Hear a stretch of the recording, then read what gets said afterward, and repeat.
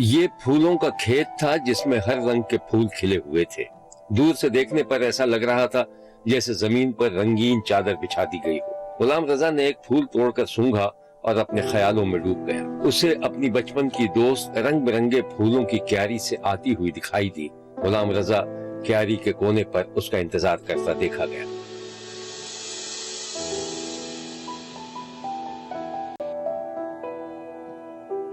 बहुत प्यारी लग रही हो आज। और पता है, अगर तुम ये मोतिया का हार ना पहनती ना, कसम से मैं तुम्हें पहचान ही नहीं सकता। क्यों क्यों?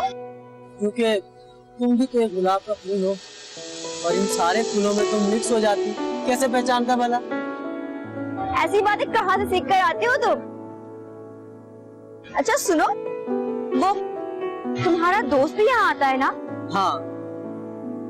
अगर उसको पता चल गया तो कयामत आ जाएगी गुलाम रजा, बहुत बदनामी होगी।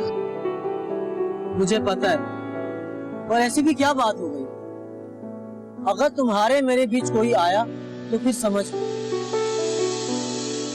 अच्छा वो देखो, कितनी रंगीन क्यारी है ना वो, वहाँ चल के फोटोशूट करते हैं। आइडिया बहुत अच्छा है, लेकिन छोड़ो यार। क्यों? अरे यार समझा करो, कहाँ अपलोड करेंगे? सोशल मीडिया पे हम डाल नहीं सकते, वरना हमारी बात खुल जाएगी। और तुमने घर पे बात की?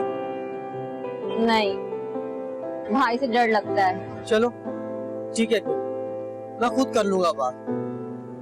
अच्छा तुम जाओ, मेरा दोस्त किसी भी वक्त टपक सकता है यहाँ पर यार। ठीक है, अल्लाह हाफिज।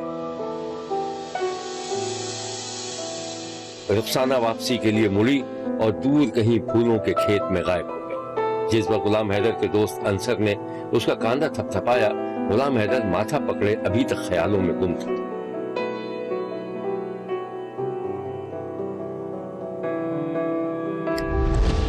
कहाँ खोया हुआ भाई? खैर तो है? अबे तू आ गया? अच्छा भला उसके साथ था मैं यार। किसके साथ? अपनी होने वाली के साथ। ओहो वेल डन। कौन है वो, मुझे नहीं बताएगा? तुझे बता दूं? नहीं भाई नहीं, तू पेट का बहुत हल्का है।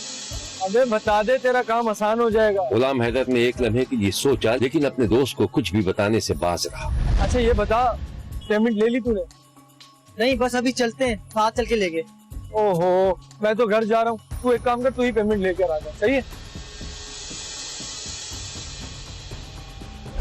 गुलाम रजा और अंसर बचपन के दोस्त थे, दोनों साथ लिखे पढ़े और अब दोनों एक साथ जमींदारी भी कर रहे थे।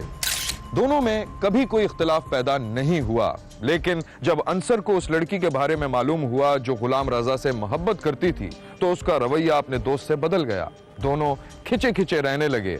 शायद अंसर भी उस लड़की को पसंद करता था। मैं हूं पारस मसरूर और आप देख रहे हैं कोई देखे न देखे, शब्बीर तो देखेगा।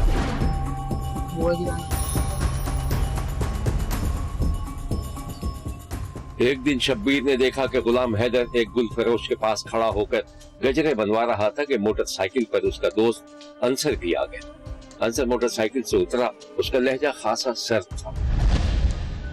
बहुत खूब, क्या बात है तेरी, ये उसी के लिए बनवा रहा है ना तू? गुलाम हैदर सटपटा सा गया। अबे तू और कौन उसी भाई? मेरी कोई महबूबा नहीं है। मेरे माथे पे क्या बेवकूफ लिखा हुआ है? देख मैं उसका नाम भी जानता हूँ और कहाँ रहती है ये भी जानता हूँ। ये गजरे मुझे दे, मैं पहुँचा दूंगा उसे। तू क्यों पहुँचाएगा उसे? और अगर तू सब जानता है ना, तो बीच में टांग क्यों अड़ा रहा है? क्योंकि मैं नहीं चाहता कि वो खाई में गिरे। और तू, हर लड़की से तुझे इश्क हो जाता है और मैं नहीं देख सकता उसको खाई में गिरता हुआ। अंसर ने जबरदस्ती गजरा उठाया और वहाँ से चला गया। गुलाम हैदर उसका मुंह देखता रह गया। क्या हुआ भाई, दूसरा बना दूं? अंसर तो तुम्हारा दोस्त है ना? हाँ दोस्त था, पर लगता नहीं है। लगता है तुम दोनों एक ही फूल के दीवाने हो। पता नहीं यार, खैर ये पैसे रख लीजिए। उधर रुखसाना ने इत्तेफाकी तौर पर घर का दरवाजा खोला तो दहलीज पर फूल रखे हुए थे और साथ ही एक पर्चा भी था। पर्चे पर गुलाम हैदर का नाम लिखा हुआ था। रुखसाना ने जल्दी से घबराहट में फूल उठाकर अपनी चादर में छुपा लिया और कमरा बंद करके गुलाम हैदर को फोन मिला दिया।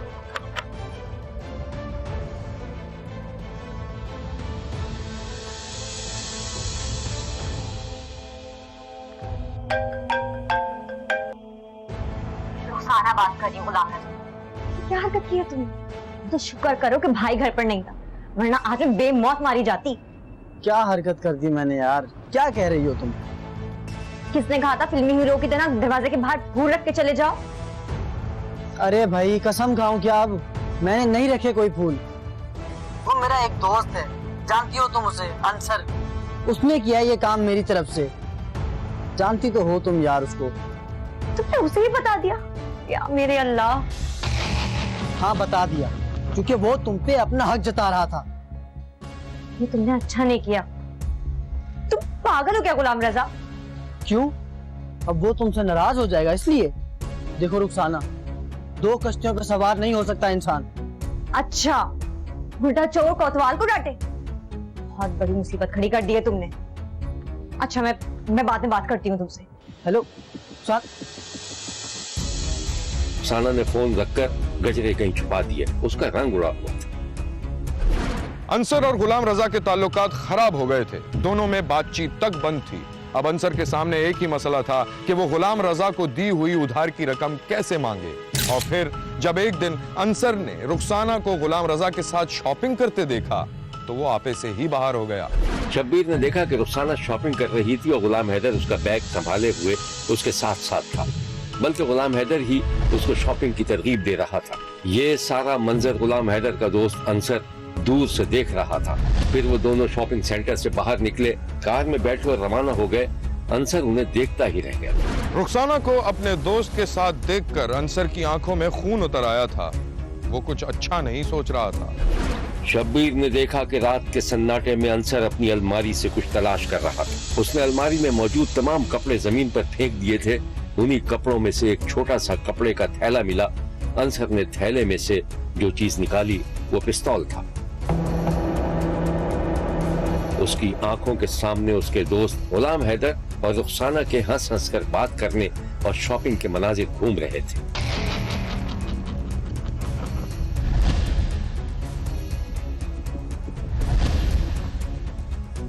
फिर उसने पिस्तौल अपने कपड़ों में छुपाया और रात की तारीकी में घर से बाहर निकल गया, बिल्कुल किसी जासूस किरदार की तरह। शब्बीर ने देखा कि वो दूर जाकर मुड़ा और जैसे जैसे आगे बढ़ता चला गया उसका चेहरा मजीद भयानक होता चला गया। फिर एक दरवाजा आहिस्ता से खुला और गुलाम हैदर ने झांक कर अंदर देखा। नीम तारीकी में रुखसाना की तस्वीर सामने ही दीवार पर थी और वो खुद बेखबर सो रही थी। अंसर ने सोई हुई रुखसाना का निशाना लिया और फिर रात की तारीकी में सड़क पर भागते साए की तरह देखा गया। अंसर ने रुखसाना को कत्ल क्यों किया? क्या वो उसकी महबूबा थी और वो उसे अपने दोस्त के इश्क में मुब्तला देखकर आग बबूला हो गया था? क्या कोई और वजह थी?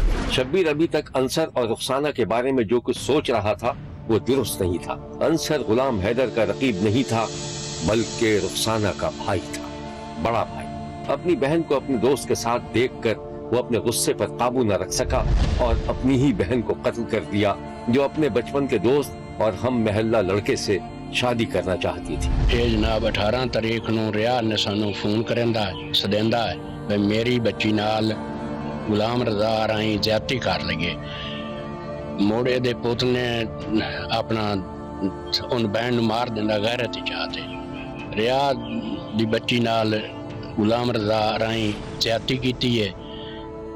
ਉਹਨ ਪੁਲਿਸ ਨੇ ਪੁੱਛਿਆ ਵੀ ਨਹੀਂ, ਉਹ ਅਬੂਰੀਆਂ ਕਰਾ ਤੇ ਐਵੇਂ ਫਿਰਦੇ ਤੇ ਕੋਈ ਐਕਸ਼ਨ ਹੀ ਨਹੀਂ ਲੈ ਰਹੇ। ਇਹਦਾ एक्शन लिया जावे, उन्हें सजा दी जावे। पुलिस ने मुलजिम को गिरफ्तार कर लिया था। 18/9/2023 ਨੂੰ ਮੇਰੀ ਬੇਟੀ ਰੁਖਸਾਨਾ ਬੀਬੀ ਦੇ ਨਾਲ ਗੁਲਾਮ ਰਜ਼ਾ ਵਾਲਦਸਲਾਮ ਕੌਮਰਾਈ ਨੇ ਜ਼ਿਆਦਤੀ ਕੀਤੀ ਹੈ, ਜ਼ਬਰਦਸਤੀ ਕੀਤੀ ਹੈ, ਜ਼ਨਾ ਕੀਤਾ। ਮਕਾਮੀ ਪੁਲਿਸ ਦੀ FIR ਕਰਤੇ ਤੇ ਮੁਲਜ਼ਮ ਨੂੰ ਗ੍ਰਿਫਤਾਰ ਨਾ ਕੀਤਾ। 20/9/23 ਨੂੰ ਮੇਰੇ ਬੇਟੇ ਮਨਸਰ ਅब्बास वाल मोहम्मद रियाज ने मेरी बेटी को कत्ल कर दिता है। ਮਨਸਰ ਅब्बास ਨੂੰ ਮੁਕਾਮੀ ਪੁਲਿਸ ਅਰੈਸਟ ਕਰ ਲਿਆ, ਉਹਨੂੰ ਜੇਲ੍ਹ ਪਹੁੰਚਾ ਦਿੱਤਾ।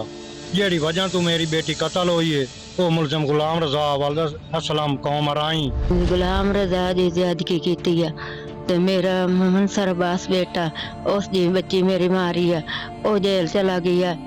ਤੇ ਪੁਲਿਸ ਮੇਰੀ ਜੀ ਨਹੀਂ ਸੁਣੀ ਜਾਂਦੀ ਤੇ ਮੈਂ ਜੀ मेरे बच्चे उसने सजा मिली जावे। कबीरवाला 12 मील के नवाही इलाके हवेली कोरंगा में पेश आने वाले वाक़े पर अफसोस का इजहार किया है और कहा है कि पसंद की शादी की ख्वाहिश करना कोई इतना बड़ा जुर्म तो नहीं है कि किसी की जान ही ले ली जाए। देखते रहिए, क्योंकि कोई देखे न देखे। शब्बीर। तलाक एक नापसंदीदा अमल है, लेकिन बाज औकात मियाँ बीवी के दरमियान ऐसी खलिश हायल हो जाती है कि तलाक के सिवा और कोई रास्ता नहीं रहता। जब शहनाज बीबी की तलाक हुई तो उस वक्त उसकी एक 18 साल की जवान बेटी थी। मैं हूं पारस मसरूर और आप देख रहे हैं कोई देखे न देखे, शब्बीर तो देखेगा। ट्रेन मुसाफिरों से खचाखच भरी हुई थी और रवानगी के लिए तैयार थी। लोग आखिरी लम्हे तक ट्रेन की खिड़कियों के साथ अपने प्यारों को अलविदा कह रहे थे। फिर ट्रेन को जाने का इशारा मिला तो इंजन ने आहिस्ता आहिस्ता आगे बढ़ना शुरू कर दिया। ट्रेन की रफ्तार तेज होती जा रही थी। शब्बीर ने देखा कि एक औरत और उसकी 18 साल बेटी ब्रिज से उतरकर प्लेटफॉर्म पर पहुंची तो ट्रेन का आखिरी डब्बा भी बहुत दूर था। वो दोनों बेबसी के आलम में प्लेटफॉर्म पर दौड़ती रहीं, लेकिन ट्रेन आगे निकल चुकी थी। जल्दी चल, देखा देर हो गई, मुझे लग रहा है हमारी ट्रेन छूट जाएगी। ट्रेन तो चली गई, अब क्या होगा अम्मी? मुझे तो कुछ समझ में नहीं आ रहा। हमारा तो शहर में कोई जानने वाला भी नहीं है। क्या हुआ? आपकी भी ट्रेन चली गई? मेरी भी ट्रेन चली गई। समझ नहीं आ रहा, ऑटो पकड़ के ट्रेन पकड़ूं या घर जाऊं। हाँ देखे ना, हमारी तो ट्रेन ही चली गई। आप लोग इस शहर में अजनबी हैं और ये बेटी है आपकी? जी ये बेटी है मेरी। वो असल में ना हम पंजाब जा रहे थे। कहाँ? लाहौर? हाँ जी अम्मी।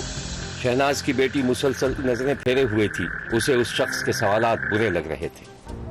अगर आप मुनासिब समझें तो मेरे साथ बस में चलें। जी जी जी, मैं आता जाता रहता हूँ। बहुत बेहतरीन बस है, आराम से लाहौर पहुँच जाएंगे हम लोग। नहीं जी, आपका बहुत शुक्रिया। ना सुनने तो दे। अच्छा वो आप क्या कह रहे थे भाई, आराम से पहुंचा देती हैं बसें? जी जी, बहुत बेहतरीन, आराम से पहुँच जाएंगे हम लोग। अमीन से कह दीजिए आपका बहुत बहुत शुक्रिया। चलें, आपका कहना भी ठीक है। इस अजनबी शहर में किसी पे भरोसा करना भी ठीक नहीं है। चलता हूँ मैं। चलें, खुदा हाफिज। सज्जाद नामी शख्स जरा आगे बढ़ा तो शहनाज की बेटी रुखसाना ने उसको बुरा भला कहना शुरू कर दिया। ये आप भी हद करती हैं। पता नहीं कौन था, चोर डाकू, बल्कि मुझे तो वो अच्छा आदमी नहीं लग रहा था। अजीब अजीब नजरों से देख रहा था, आपको भी और मुझे भी। तेरा दिमाग तो खराब नहीं हो गया कहीं? 4 क्लासें क्या पढ़ ली हैं? ज्यादा ही तुझमें अकल आ गई है। अरे ठीक ही तो कह रहा था वो, बस में जाया जा सकता है। तो रुक, मैं उसको आवाज देती हूँ। भाई साहब मेरी बात सुने, इधर आए। वो आप क्या कह रहे थे, बस में जाया जा सकता है? जी जी बिल्कुल हो सकता है, अगर आप मुनासिब समझे तो चलें मेरे साथ। चलें, चलते हैं। सज्जाद ने पलट कर देखा, फिर दोनों माँ बेटियां सामान उठाए उस शख्स की जानिब बढ़ती दिखाई दी। शहनाज का ताल्लुक सिंध के एक गांव से था। उसका शौहर नशई था और आए रोज दोनों के दरमियान लड़ाई झगड़ा रोज का मामूल था। लेकिन जब बेटी 18 बरस की हो गई तो उसने अपने शौहर से तलाक ले ली थी। अब शहनाज अपनी एक सहेली से मिलने पंजाब जा रही थी कि ऐसे में सज्जाद नामी शख्स उसे रास्ते में मिल गया। शहनाज, उसकी बेटी रुखसाना और सज्जाद स्टेशन के बाहर बस अड्डे पर थे, जहां उन्हें पता चला कि लाहौर जाने वाली बस सुबह 6 बजे रवाना होगी। अस्सलाम वालेकुम भाई, लाहौर की 3 टिकटें चाहिए, मिल जाएंगी? भैया अभी गाड़ी चलेगी, सुबह गाड़ी जाएगी, अभी बोलो तो टिकट दे सकता हूँ। क्या करें? 6 बजे? अभी तो शाम के 6 बजे, सुबह 6 बजे तक हम क्या करेंगे? अब अरे आप परवाह ना करें। आप भाई आप एक काम करें, आप 3 टिकटें बुक कर दें। ये लें, 2 टिकटों के पैसे दे रही हूँ मैं। अरे मैं कर लूंगा, कोई बात नहीं, एक ही बात है। बहुत शुक्रिया। सुबह 6 बजे ना? जी जी। आप चले टिकट दे दें। चलें, यहाँ पास में एक मुनासिब होटल है, रूम बुक करवा देता हूँ। आप दोनों फ्रेश हो जाएं, फिर खाना साथ खाते हैं, ठीक है? आज इस सारी बातचीत के दौरान शहनाज की बेटी हिचकिचाहट का मुजाहरा करती रही। शहनाज को काउंटर से चाबी लेते और बेटी के साथ कमरे में जाते देखा गया, जबकि सज्जाद भी एक कमरे की चाबी लेकर अलग से रवाना हो गया। शहनाज की बेटी को यह सब कुछ अजीब लग रहा था। कमरे में पहुंचने पर सामान जमीन पर तकरीबन पटकने के बाद उसने कुंडी लगाई। माँ कमरे का जायजा लेने लगी। रुखसाना ने अपना सामान तकरीबन कमरे में पटक दिया था और कुंडी लगा ली थी। माँ कमरे का जायजा लेने लगी।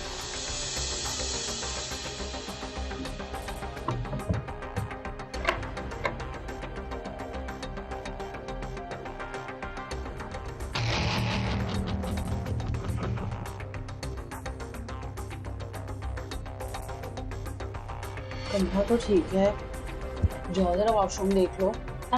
भाड़ में गया कमरा।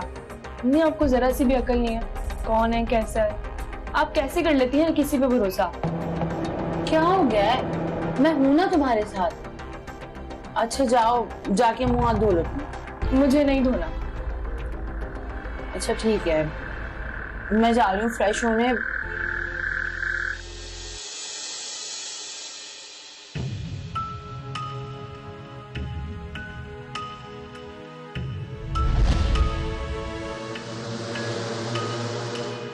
शहनाज ने मुंह पर साबुन लगाया ही था कि कमरे में लगे फोन की बेल बजने लगी।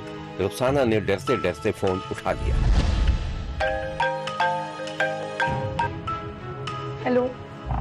हेलो, अगर आप लोग फ्रेश हो गए तो आप नीचे आ जाए, मैं नीचे रेस्टोरेंट में ही हूँ। कौन है बेटा? वही है सज्जाद साहब, नीचे बुला रहे हैं। अच्छा बोल दो, भी आते हैं। जी थोड़ी देर लगेगी। जी ठीक है, आप आ जाए, मैं नीचे ही हूँ। रुखसाना ने फोन रख दिया था और काफी देर तक फोन पर हाथ रखे हुए सोचती रही।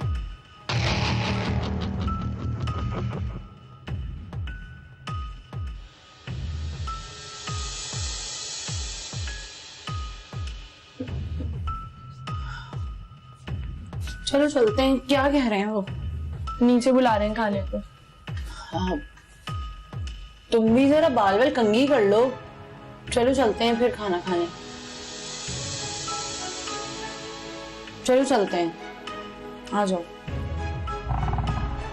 माँ बेटियों को होटल की सीढ़ियां उतरते देखा गया और जब वो रेस्टोरेंट में पहुंची तो सज्जाद एक खाने की मेज पर उनका इंतजार कर रहा था। यहाँ लेते हैं हम छोटा सा ब्रेक। कहीं जाइएगा नहीं, हमारे साथ रहिएगा, क्योंकि कोई देखे न देखे शब्बीर तो देखेगा। रेस्टोरेंट में होने वाली मुलाकात में शहनाज ने यह अंदाजा लगा लिया था कि सज्जाद एक साहिब हैसियत आदमी है, इसीलिए जब उसने खामोशी से शादी की पेशकश की तो शहनाज ने कबूल कर ली। लेकिन उसकी 18 साला बेटी अपनी मां की दूसरी शादी पर खुश नहीं थी, बल्कि वो अपने सौतेले बाप से खौफजदा भी थी। एक दिन रुखसाना घर में अकेली थी। दरवाजे पर बेल हुई तो रुखसाना दरवाजे पर पहुंच गई। सामने उसका सौतेला बाप खड़ा था। रुखसाना खामोशी से दरवाजा खोलकर पलटी तो बाप ने उसे टोक दिया। तमीज नहीं है तुझे? न सलाम न दुआ, क्या सिखाया तेरी माँ ने? ये है कहाँ तेरी माँ? सलाम किया तो था, आपने सुना नहीं? वो अपनी सहेली के घर गई हैं, फोन करके बुलाती हूँ उन्हें। नहीं, इसकी जरूरत नहीं है। तू है ना? जी वो मेरा मतलब है, खाना तो दे देगी ना? मैं लाती हूँ खाना। रुखसाना जैसे ही जाने के लिए मुड़ी, उसका सौतेला बाप धड़ाम से बिस्तर पर गिर पड़ा। रुखसाना घबरा गई। अब्बा, चोट तो नहीं लगी? कुछ नहीं हुआ। तो ये तू क्या अब्बू अब्बू बोलती रहती है? मुझे नहीं अच्छा लगता। अरे तेरे से 10-12 साल ही तो बड़ा हूँगा। क्या मतलब अब्बा? मेरा मतलब है तबीयत तो ठीक है ना? हाँ ठीक है। अच्छा मैं खाना लेके आती हूँ। रुखसाना तेजी से बाहर निकली और राजदारी से अपनी माँ को फोन मिला दिया। हेलो अम्मा, कहाँ हो आप? जल्दी से घर आओ, लग रहा है आज फिर नशे करके आए। हाय हाय गजब, कहीं मारा पीटा तो नहीं? नहीं नहीं, लेकिन अजीब अजीब नजरों से देख रहे हैं, मुझे कुछ समझ में नहीं आ रहा। अच्छा तुम एक काम करो, इसे अंदर बंद करके बाहर से कुंडी लगा दो, मैं बस आ रही हूँ। अच्छा ठीक है।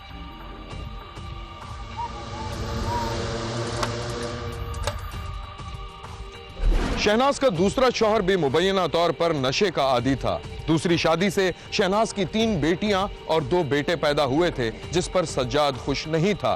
वो अक्सर नशे की हालत में अपनी बीवी को तलाक की धमकियां देने लगा था। शब्बीर ने देखा कि शहनाज हाँफती कांपती घर पहुंची, बेटी एक तरफ दुबक गई थी। दरवाजा खोला तो पता चला शौहर वीडियो पर इलाके की एक औरत से बात कर रहा था। शब्बीर ने देखा कि शहनाज हाँफती कांपती घर पहुंची थी, बेटी एक तरफ दुबक गई थी। शहनाज दरवाजे की कुंडी खोलकर अंदर गई तो उसका शौहर वीडियो कॉल पर इलाके की किसी औरत से बात कर रहा था। दिखाओ दिखाओ, किससे वीडियो कॉल पे बातें कर रहे हो तुम? कोई भी नहीं है, पीछे हटो। मैं कह रही हूँ दिखाओ मुझे। मैं कहता हूँ पीछे हो। तुम्हें किस जाहिल औरत से वास्ता पड़ा है मेरा? तुम्हें शर्म नहीं आती? घर में जवान बेटी में तुम रोज नशा करके आ जाते हो। किस जाहिल औरत से वास्ता पड़ा है? दोनों मियाँ बीवी में फोन के लिए छीना झपटी होती रही और फिर शौहर लड़खड़ाता हुआ कमरे से बाहर निकल गया। शौहर बड़बड़ाता हुआ घर से बाहर चला गया था। उसकी बीवी भी सर पर चादर डालकर बाहर निकली और अपने शौहर को पकड़कर जबरदस्ती घर में घसीटती हुई ले आई। मैं कहती हूँ रुको, बहुत सुनो मेरी। चलो अंदर चलो और दिखाओ मुझे जल्दी से, किससे बात कर रहे थे तुम? कोई भी नहीं है, पीछे हो। दिखाओ मुझे। कहता हूँ पीछे हटो। रोज के लड़ाई झगड़ों की वजह से शहनाज की जवान बेटी बाप के सामने आने से कतराने लगी, जिस पर वो और बरहम हो गया। शब्बीर ने देखा कि रुखसाना की माँ अपनी बेटी को तलाश कर रही है। रुखसाना, रुखसाना। शब्बीर ने देखा कि रुखसाना की माँ अपनी बेटी को तलाश कर रही थी। ओहो, तो ये यहाँ बैठी है।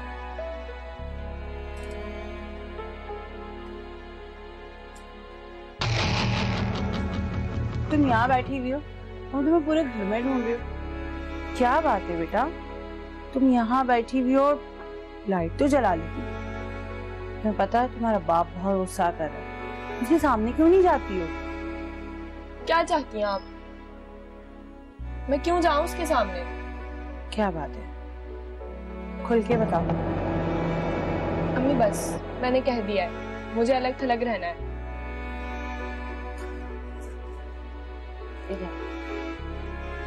क्या बात है, मुझे बताओ। माँ अपनी बेटी की बात सुनकर किसी गहरी सोच में डूब गई। उसने अपनी बेटी को गले से लगा लिया। मियाँ चुन्नू पुलिस ने जो कुछ शब्बीर को बताया था वो ये है। शहनाज ने 2 दिन पहले थाने इतला दी कि मेरा जो खामिद है सजाद, वो घर से निकला है, वापस नहीं आया। तो जिस पर मुकदमा दर्ज हुआ, दर्ज होने के बाद पुलिस ने अपनी कोशिश शुरू की। तो फिर हमें पता जो चला, जो हमने वहाँ उसके घर में गए तो हमें इस औरत पे शक हुआ।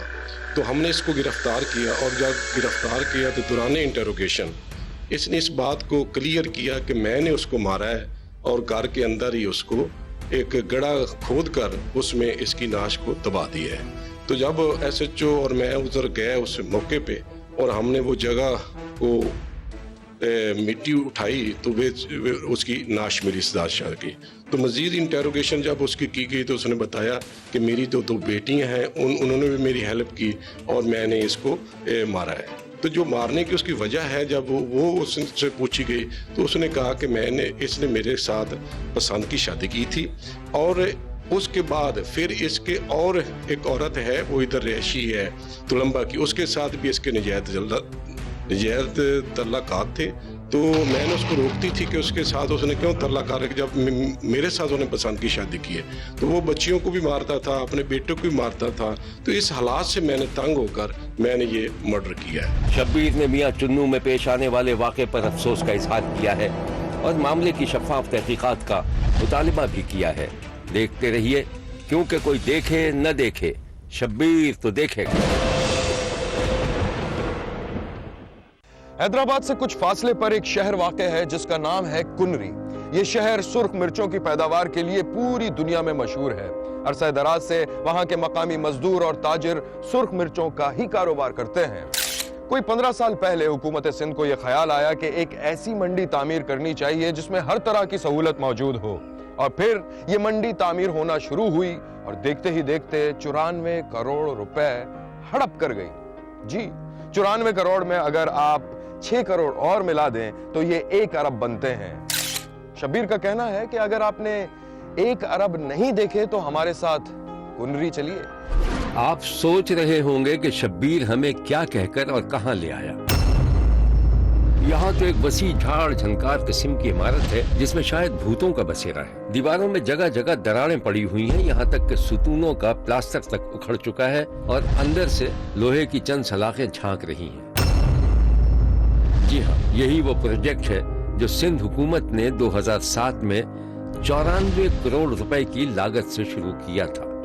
इसे 2011 में मुकम्मल हो जाना था, लेकिन मुबैना तौर पर ठेकेदार गायब हो गया और सूबाई हुकूमत ने इतनी रहमदिली दिखाई कि गायब होने वाले का क्या पीछा करना। सिंध बिल्डिंग डिपार्टमेंट के नए आदादो शुमार के मुताबिक कुनरी मंडी पर 94 करोड़ रुपए खर्च हो चुके हैं और इमारत का 80% काम मुकम्मल हो गया है। सिंध बिल्डिंग डिपार्टमेंट एक टेक्निकल डिपार्टमेंट है, आदादो शुमार हमसे बेहतर ही जानता होगा, लिहाजा 80% काम बमुकाबला 94 करोड़ रुपए के दावे की तस्दीक के लिए शब्बीर निकल पड़ा नई मिर्च मंडी की जानिब। माशाअल्लाह, मंडी में दाखिले के लिए जो सड़क नक्शे में मौजूद थी शायद वो वहीं रह गई। जिस जमीन पर सड़क बनी थी वो जमीन भारी गाड़ियों की मेजबानी के लिए सीना कुशादा किए हुए दिखाई दी। शब्बीर ने एक ट्रक को उस ख्याली सड़क पर चलते देखा तो ड्राइवर की जिंदगी की दुआएं मांगने लगा। एक बच्चे को देखा जो मोटर ट्रॉली पर मिर्चों से लदी हुई बोरियों के साथ सफर कर रहा था। अब शब्बीर की समझ में आया कि करेंसी नोट सिर्फ कागज पर नहीं छापे जाते, बल्कि नाकिस बिल्डिंग मटेरियल की शक्ल में दरो दीवार, खिड़कियों, दरवाजों और सुतूनों पर भी चेप दिए जाते हैं। आप खुद देख लीजिए। आपकी याद दहानी के लिए अर्ज है कि आप कोई इमारत या इमारत नुमा चीज नहीं देख रहे, बल्कि अवाम के टैक्स से जमा होने वाले 94 करोड़ रुपए देख रहे हैं, जिन्हें शायद ये बोसीदा दीवारें निगल चुकी हैं। कुनरी के बोर्ड फार्म रोड पर हुकूमत सिंध की जानिब से 22 एकड़ एराजी के रकबे पर एशिया की सबसे बड़ी मिर्च मंडी का काम नामालूम वजूहात की बुनियाद पर रुका हुआ है पिछले 15 साल से, और शब्बीर को इस बात का अफसोस है। काम बंद होने का अफसोस इसलिए है कि इन बेचारों के मुबैना बैंक बैलेंस का क्या होगा जो बढ़ते बढ़ते अचानक घटना शुरू हो गया होगा। तामीर शुदा इमारत की वीरानी देखकर ठेकेदार और सिंध हुकूमत के मुताल्लिका डिपार्टमेंट को तो कोई ख्याल नहीं आया, लेकिन झाड़ झनकार रौनक बढ़ाने के लिए उगाए। इसके अलावा नशेबाज किस्म के हजरात ने भी अपना फरीजा ईमानदारी और दयानतदारी से अंजाम दिया और ये एहसास तक नहीं होने दिया कि इमारत में वीरानी है। दीवारों और फर्श पर जगह जगह पान और गुटकों से जो नक्शो निगार बनाए हैं वो मिर्च मंडी और सूबाई हुकूमत की पब्लिसिटी में भी इजाफे का बाइस बन रहे हैं। मिर्च मंडी के अंदर नामुकम्मल दुकानों का तामीराती काम अधूरा रह जाने की वजह से वो मुनद्दिम हो रही हैं। यही नहीं बल्कि नामुकम्मल बाउंड्री वॉल, दुकानें और गोदामों के लिए डाली जाने वाली प्लंथ भी टूट फूट का शिकार है। जब चोरों और हीरोइनचियों ने प्लिंथ और बाउंड्री वॉल की टूट फूट की ये हालत देखी तो वो सफाई सुथराई का एहसास करते हुए हाथ की सफाई की तरफ माइल हो गए और उन्होंने अपने आप को ईंटों और सरिया को ठिकाने लगाने की मुहिम पर मामूर कर लिया। कुनरी मिर्च मार्केट को इलाके में मिनी सिटी तस्वुर किया जा रहा था, लेकिन सरकारी गफलत, लापरवाही और मुबैना करप्शन की वजह से पाए तकमील तक न पहुंच सके। भी इसका एस्टीमेट चल 22 करोड़ से मेरे ख्याल में अंदाजन ये 70-80 तक भी पहुंच चुकी है ये, लेकिन अभी तक नामुकम्मल है। अब आप देख रहे हैं जो दीवार खड़ी हुई है या दुकानें बनी है बैर रोड की साइड पे, वो भी सीपेज कर रही है, मतलब अभी बनी है और अभी ये हालत है कि वो उसमें क्रैक्स आ गए अंदर। जो है वो रेड चिली की वजह से पूरे एशिया के अंदर मशहूर है और ये मिर्च मंडी एक संगे मील साबित हो सकती थी कुंडरी की तरक्की के लिए। लेकिन बदकिस्मती ये है कि हमारे जिस तरह से सरकारी इदारों के अंदर जो बेज़ाब्तगियाँ होती हैं या बेकायदगियाँ होती हैं, उसी तरह वर्क्स डिपार्टमेंट ने जो यहाँ पर बेज़ाब्तगियाँ और बेकायदगियाँ की हैं, उनका नतीजा ये निकला है कि ये कुंडरी तबाह हाल है, कुंडरी की मिर्च मंडी, और इसके अभी तक कोई आसार नज़र नहीं आ रहे। और अगर ये मंसूबा मुकम्मल हो जाता तो मैं समझता हूँ कि पाकिस्तान की एक्सपोर्ट बढ़ती। पाकिस्तान के जो चिलीज के यानी एक्सपोर्ट करने वाले हैं, लेने वाले हैं या मसाले वाले हैं, वो कुंडरी में आते, डायरेक्ट सब कुछ इधर से होता था। ये डायरेक्ट एक मिनी सिटी का प्रोग्राम था, इसको मैंने सर्कुलर रोड दिया था ताकि ये अभी कुंडरी मिर्च मंडी से होके कुंडरी शहर को चारों तरफ घूमता था। वो सर्कुलर रोड वो भी आधे में पड़ा है, बाकी तो बन गया है, कुछ रह गया है। तो उसमें यह था कि भाई जो भी आते शहर में नहीं आते थे, शहर से बाहर आते थे, ताकि शहर के अंदर ये जो एक्सीडेंट वगैरह हैं वो जो बड़ी बड़ी ट्रालियां, ट्रैक्टर, बसें, ट्रकें, टेलर आते थे, वो भी ना दे। इस प्रोजेक्ट के बारे में बताया गया है कि इसमें 300 के लगभग दुकानें, डिस्पेंसरी, मस्जिद, 3 अदद होटल और 1 अदद restaurant, 2 police check post, auction ground, parking area, 20,000 gallon पानी का जेर जमीन वाटर टैंक, अंदर बाहर पुख्ता सड़कें, जदीद लाइटिंग सिस्टम और मजीद जदीद सहूलतें शामिल थीं। मगर ये सहूलतें हैं कहाँ? खैर, हम कौन होते हैं पूछने वाले, लेकिन इतना जरूर कह सकते हैं, देखते रहिए, क्योंकि कोई देखे न देखे, शब्बीर तो देखेगा। यहाँ हमारे प्रोग्राम का वक्त खत्म हुआ। अगले हफ्ते फिर हाजिर होंगे इसी वक्त सिर्फ एक्सप्रेस न्यूज पर। देखना मत भूलिएगा, क्योंकि कोई देखे न देखे, शब्बीर तो देखेगा। अगर आप अपने इर्द गिर्द होने वाले किसी गैर मामूली वाक़े से शब्बीर को आगाह करना चाहते हैं तो SMS करें SAB लिखकर स्पेस दें और अपना मैसेज अपने शहर और नाम के साथ 247 पर भेज दें। फैक्स करने के लिए हमारा नंबर है 02135803820। खत लिखने के लिए हमारा पता है 5 expressway of Korangi road, Karachi. Express news, Shabbir तो देखेगा।